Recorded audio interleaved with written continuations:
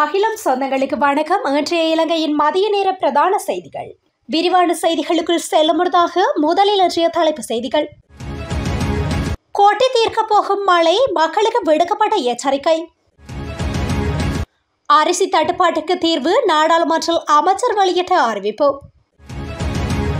கொழும்பு ஹோட்டலில் ஏற்பட்ட தீ விபத்து, வெளிநாட்டவர்கள் உட்பட பலர் மருத்துவமனையில். நாட்டின் 6 மாவட்டங்களுக்கு விடுக்கப்பட்ட எச்சரிக்கை. கட்டுநாயக்க விமான நிலையத்தில் கைதான ராணுவ சிப்பாய். வடக்கு மற்றும் கிழக்கு மாகாணங்களில் 10ஆம் திகதி முதல் கனமழை. ஜாலில் பெண்களை அச்சுறுத்தும் விதமாக செயற்பட்ட 2 நீதிமன்றம் வழங்கிய உத்தரவு. தரமற்ற மருந்துகள் தொடர்பான தகவல், அரசாங்கம் அளித்துள்ள விளக்கம். பாதாள உலக கும்பலை சேர்ந்த லொக்குப்படி தொடர்பில் வெளியான தகவல். மியான்மரில் சிக்கியுள்ள இலங்கையர்கள், அமைச்சர் வெளியிட்ட தகவல். தொடர்பான விரிவான செய்திகள். வடக்கு மற்றும் கிழக்கு மாகாணங்களில் பல தடவைகள் மழை பெய்யும் என எதிர்பார்க்கப்படுகின்றது. குறித்த விடயத்தை வளிமண்டலவியல் திணைக்களம் இன்று வெளியிட்டுள்ள அறிக்கையில் குறிப்பிட்டுள்ளது. மேல் சப்ரகமுவ மற்றும் தென் மாகாணங்களிலும், நுவரெலியா மற்றும் கேண்டி மாவட்டங்களிலும் சில இடங்களில் மாலையில் அல்லது இரவில் மழையோ அல்லது இடியுடன் கூடிய மழையோ பெய்யக்கூடிய சாத்தியம் காணப்படுகின்றது. நாட்டின் ஏனைய பிரதேசங்களில் பிரதானமாக சீரான வானிலை நிலவும் என எதிர்பார்க்கப்படுகின்றது. நாட்டின் பெரும்பாலான பிரதேசங்களில் காலை வேளையில் பனிமூட்டமான நிலை காணப்படும் என எதிர்பார்க்கப்படுகின்றது. இடியுடன் கூடிய மழை பெய்யும் வேளைகளில் அப்பிரதேசங்களில் தற்காலிகமாக பலத்த காற்றும் வீசக்கூடும். மின்னல் தாக்கங்களினால் ஏற்படக்கூடிய பாதிப்புகளை குறைத்துக் கொள்ள தேவையான முன்னெச்சரிக்கை நடவடிக்கைகளை எடுத்துக்கொள்ளுமாறு பொதுமக்கள் அறிவுறுத்தப்படுகின்றார்கள். அரிசி தட்டுப்பாட்டுக்கு தீர்வு காண்பது குறித்து பிரதான மற்றும் நடுத்தர அரிசி ஆலை உற்பத்தியாளர்களுடன் பேச்சுவார்த்தையில் ஈடுபட்டுள்ளோம் என வர்த்தக, வாணிபம் மற்றும் உணவு பாதுகாப்பு மற்றும் கூட்டுறவு அபிவிருத்தி அமைச்சர் வசந்த சமரசிங்க தெரிவித்துள்ளார். நேற்றைய நாடாளுமன்ற அமர்வில் உரையாற்றும் போதே அவர் இந்த விடயத்தை குறிப்பிட்டுள்ளார். இங்கு தொடர்ந்தும் உரையாற்றிய அமைச்சர், சந்தைக்கு அரிசி விநியோகிக்க பிரதான அரிசி ஆலை உற்பத்தியாளர்கள் இணக்கம் தெரிவித்துள்ளனர். இதற்கமைய நாளாந்தம் 1 லட்சம் மெட்ரிக் டன் அரிசி சதோச விற்பனை நிலையங்களூடாக விநியோகிக்கப்படுகின்றது. சந்தைக்கு அரிசியை விநியோகிக்காத அரிசி ஆலை உற்பத்தியாளர்களுக்கு இனி கடன் வழங்கப்பட மாட்டாது. சர்வதேச நாணய நிதியத்துடனான செயற்திட்டங்கள் குறித்து எதிர்க்கட்சியினர் மாறுபட்ட கருத்துக்களை குறிப்பிடுகின்றனர். கடன் மறுசீரமைப்பு தொடர்பில் தேசிய மக்கள் சக்தி ஜனாதிபதி தேர்தலுக்கு முன்னரும் தேர்தலுக்கு பின்னரும் நாணய நிதியத்தின் பிரதிநிதிகளுடன் பேச்சுவார்த்தையில் ஈடுபட்டது என தெரிவித்துள்ளார். கொழும்பு கோட்டை மத்திய வங்கிக்கு முன்பாக அமைந்துள்ள பிரதான ஹோட்டலில் நேற்று முன்தினம் மாலை ஏற்பட்ட தீ விபத்தினால் வெளிநாட்டு பிரஜைகள் 3 உட்பட 10 பேர் கொழும்பு தேசிய வைத்தியசாலையில் அனுமதிக்கப்பட்டுள்ளனர். அவர்களில் 4 போலீஸ் உத்தியோகத்தர்களும் ஜனாதிபதி பாதுகாப்பு பிரிவின் ஊழியர்களும் அடங்குவதாக கோட்டை போலீசார் தெரிவித்தனர். 9 மாடிகள் கொண்ட இந்த ஹோட்டலின் 7வது மாடியில் தீ விபத்து ஏற்பட்டது. தீயை கட்டுப்படுத்த கொழும்பு திணைக்களத்தினால் 10 தீயணைப்பு வாகனங்கள் ஈடுபடுத்தப்பட்டுள்ளதாக உயர் அதிகாரியொருவர் தெரிவித்துள்ளார். தீ விபத்து ஏற்பட்டதை அடுத்து ஹோட்டலில் சிக்கியிருந்த வெளிநாட்டவர்களை தீயணைப்பு வாகனங்களின் உதவியுடன் மிகுந்த முயற்சியுடன் மீட்கப்பட்டதாக அவர் கூறினார். அவர்களில் பலர் சுவாச கோளாறு மற்றும் புகையால் பாதிக்கப்பட்டதாகவும், ஒரு சிலர் தீக்காயங்கள் காரணமாக மருத்துவமனைக்கு கொண்டு செல்லப்பட்டதாகவும் அவர் கூறியுள்ளார். மின்கசிவால் தீ விபத்து ஏற்பட்டதா அல்லது எரிவாயு கசிவு காரணமாக ஏற்பட்டதா என்பது இதுவரை தெரியவரவில்லை என போலீசார் தெரிவித்தனர். ரத்தினபுரி, காலி, களுத்துறை, குருநாகல், கேகாலி மற்றும் மாத்தறை ஆகிய மாவட்டங்கள் அதிக ஆபத்துள்ள பிரதேசங்களாக அடையாளம் காணப்பட்டுள்ளன. இந்த ஆண்டில் சுமார் 10,000 பேர் எலிக்காய்ச்சல் காரணமாக பாதிக்கப்பட்டுள்ளதாக தெரிவிக்கப்பட்டுள்ளது. இந்நிலையில் ஆண்டுதோறும் எலிக்காய்ச்சலால் 120 முதல் 200 பேர் வரை உயிரிழப்பதாக சுகாதார அமைச்சகம் தெரிவித்துள்ளது. இவ்வகை தொற்றால் பாதிக்கப்பட்ட விலங்குகளின் சிறுநீர் உடலில் படும்போதும் பாக்டீரியா கிருமிகள் கலந்த தண்ணீரை குடிப்பதாலும் எலிக்காய்ச்சலுக்கு ஆளாக நேரிடும் என சுகாதார திணைக்களம் சுட்டிக்காட்டியுள்ளது. குளிர்காய்ச்சல், தலைவலி, உடல் வலி, உடல் தளர்வு, கண்கள் சிவந்த போதல், கண்கூச்சம், வயிற்று வலி, வாந்தி, உடலில் தடிப்புகள் போன்றவை இந்நோயின் அறிகுறிகளாக காணப்படுகின்றன. இவ்வாறான அறிகுறிகள் தொடர்ந்தால் உடனடியாக மருத்துவமனைக்கு செல்லுமாறு சுகாதார அமைச்சு மக்களை அறிவுறுத்தியுள்ளது. நாட்டிற்கு சட்டவிரோதமாக கொண்டு வரப்பட்ட 30 லட்சம் ரூபாய் பெறுமதியான வெளிநாட்டு சிகரெட்டுகளுடன் முன்னாள் ராணுவ சிப்பாய் ஒருவர் கட்டுநாயக்க விமான நிலையத்தில் வைத்து கைது செய்யப்பட்டுள்ளார். குறித்த கைது நடவடிக்கையானது விமான நிலைய போலீஸ் போதைப்பொருள் தடுப்பு பிரிவினரால் இன்று முன்னெடுக்கப்பட்டுள்ளது. கைது செய்யப்பட்டவர் அனுராதபுரம் பொத்தானிகம பிரதேசத்தை சேர்ந்த 37 வயதுடைய முன்னாள் ராணுவ சிப்பாய் ஆவார்.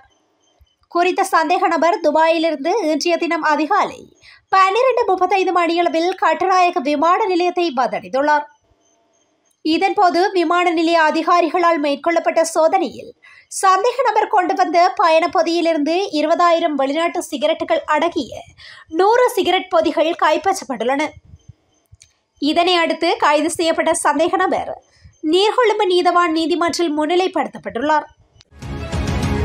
கிழக்கு கடலில் ஏற்பட்டுள்ள கொந்தளிப்பு காரணமாக எதிர்வரும் நாட்களில் நாட்டின் வானிலையில் தாக்கம் ஏற்படுவதற்கான சாத்தியக்கூறுகள் காணப்படுவதாக வளிமண்டலவியல் திணைக்களம் தெரிவித்துள்ளது.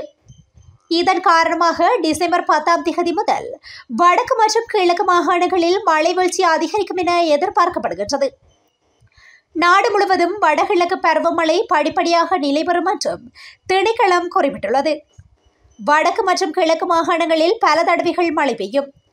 மேல் சப்ரகமுவ மற்றும் தென் மாகாணங்களிலும் நுவரெலியா மற்றும் கண்டி மாவட்டங்களிலும் மாலை அல்லது இரவு நேரங்களில் மழை அல்லது இடியுடன் கூடிய மழை பெய்யக்கூடும். நாட்டின் ஏனைய பிரதேசங்களில் சீரான வானிலை காணப்படும். நாட்டின் பெரும்பாலான பகுதிகளில் காலை வேளையில் பனிமூட்டம் காணப்படும். பலத்த காற்று மற்றும் மின்னல் தாக்கங்கள் ஏற்படக்கூடிய சந்தர்ப்பங்களில் பொதுமக்கள் அவதானத்துடன் செயற்படுமாறு கேட்டுக் கொள்ளப்படுகின்றனர். யாழ்ப்பாணம் பருத்தித்துறை வீதியால் சென்ற பெண்களை அச்சுறுத்தும் விதமாக ஆபத்தை ஏற்படுத்தக்கூடிய கூரிய ஆயுதங்களை வைத்திருந்தமை தொடர்பாக இருவரை எதிர்வரும் 20ஆம் தேதி வரை விளக்கமறியலில் வைக்குமாறு உத்தரவிடப்பட்டுள்ளது. பருத்தித்துறை பதில் நீதவான் நீதிமன்ற நீதவான் பி. சுப்பிரமணியம் நேற்று வெள்ளிக்கிழமை குறித்த உத்தரவை வழங்கியுள்ளார்.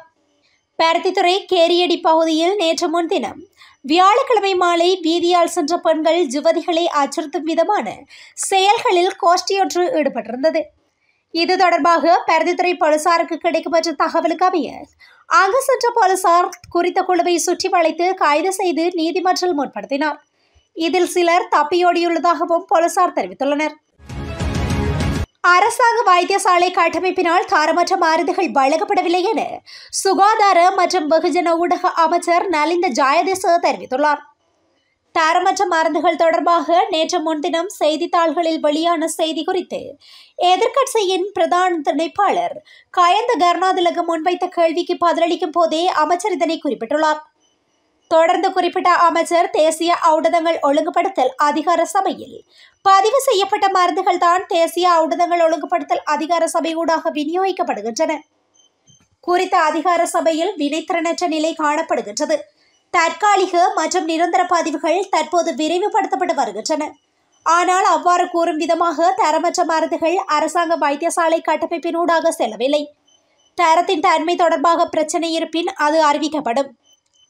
இந்நிலையில் இது தொடர்பாக எதிர்காலத்தில் விரிவாக ஆராய்ந்து அறிக்கையை சமர்ப்பிப்பதாக சுகாதார மற்றும் வெகுஜன ஊடக அமைச்சர் நலிந்த ஜாயதிச மேலும் தெளிவுபடுத்தியுள்ளார். பெலரூஸில் தடுப்பு காவலில் வைக்கப்பட்டுள்ள பாதாள உலக கும்பலை சேர்ந்த சுஜீவ ருவன்குமார எனும் லோகபேடியை இலங்கைக்கு அழைத்து வர நடவடிக்கை எடுக்கப்பட்டுள்ளதாக காவல்துறை ஊடக பேச்சாளரும் சிரேஷ்ட காவல்துறை அத்தியட்சகருமான சட்டத்தரணி புத்திக மனதுங்க தெரிவித்துள்ளார். கந்தலாயில் நேற்றைய தினம் இடம்பெற்ற விசேட ஊடகவியலாளர் சந்திப்பின் போதே அவர் மேற்கண்டவாறு தெரிவித்துள்ளார். மேலும் பெலரூஸ் காவல்துறையால் கைது செய்யப்பட்டு தற்போது தடுப்பு காவலில் உள்ள சுஜீவ ருவன்குமார அந்நாட்டு காவல்துறையினரால் விடுதலை செய்யப்பட்டுள்ளார் என சமூக ஊடகங்களில் பரவி வரும் தகவல்கள் போலியானது எனவும் காவல்துறை ஊடக பேச்சாளர் தெரிவித்துள்ளார். இலங்கையில் நீதிமன்றத்தினால் குற்றவாளியாக அறிவிக்கப்பட்டுள்ள லோகபேடியை கைது செய்ய பிடியாணை பிறப்பிக்கப்பட்டுள்ளது. மியான்மரில் உள்ள இணையவழி மோசடி முகாமில் மேலும் 14 இலங்கையர்கள் உள்ளமை தொடர்பில் தகவல் கிடைத்துள்ளதாக வெளிநாட்டு அலுவல்கள் மற்றும் வெளிநாட்டு வேலைவாய்ப்பு அமைச்சர் விஜித ஹேரத் தெரிவித்துள்ளார். நேற்று இடம்பெற்ற நாடாளுமன்ற அமர்வில் உரையாற்றும் போதே அவர் இந்த விடயத்தை குறிப்பிட்டுள்ளார். இது தொடர்பில் அவர் மேலும் தெரிவிக்கையில், குறித்த பகுதியில் சிக்கியிருந்த பலர் ஏற்கனவே இலங்கைக்கு அழைத்து வரப்பட்டுள்ளனர். எனினும் இந்த பிரச்சினை தொடர்ந்தும் நீடித்து செல்கின்றது. இலங்கையிலிருந்து பலர் வெவ்வேறு வழிகளில் ஊடாக மியன்மாருக்கு தொடர்ந்தும் செல்கின்றனர். அங்குள்ள சில பகுதிகளை உத்தியோகபூர்வமற்ற இராணுவ தரப்பினர் கட்டுப்படுத்துகின்றனர். இந்த நிலையில் அங்குள்ளவர்களை மீண்டும் இலங்கைக்கு அழைத்து வருவதற்கு நடவடிக்கை எடுக்கப்படும். அதே நேரம் இவ்வாறான மனித கடத்தல்களில் சிக்கிக்கொள்ள வேண்டாம் என பொதுமக்களிடம் கோரிக்கை விடுக்கின்றோம் என அமைச்சர் விஜித ஹேரத் தெரிவித்துள்ளார்.